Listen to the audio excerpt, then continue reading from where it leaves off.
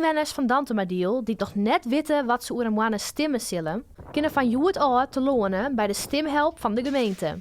Burgemeester Agricola joeg van de Midden op het gemeentehuis in Den Bosch het start zijn voor de website. Ik wens je al hier een hele mooie campagne.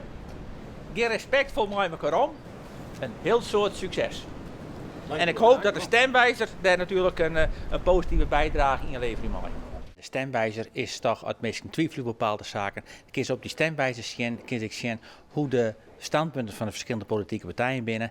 En van daaruit is het een hulp om te komen tot een keuze. Ik hoop in ieder geval dat mensen massaal opkomen, maar er komen de gemeenteraadsverkiezingen en we hebben 3 dagen. Dus dat inzet ik in ieder dag net, dat geen argument meer wijs om net te komen. Het boodschap wordt op centrale plakken in de gemeente op een groen spuiten. Doel van de actie is dat zo volle mogelijk mensen in maart naar de stembus gaan. Voor jou te werk gaat heel hard, terwijl de opkomst ik meende goed 56%. En ik hoop toch dat we dit hier toch over de 60% heen gaan. Want dat je net stemmen, dan heb je geen rug van spreken. Dus daarom vind je dat het oors moet, vind je dat het ding verbeterd worden moet, of zeg je van ik vind juist heel goed wat die partij verstiet, geen stemmen.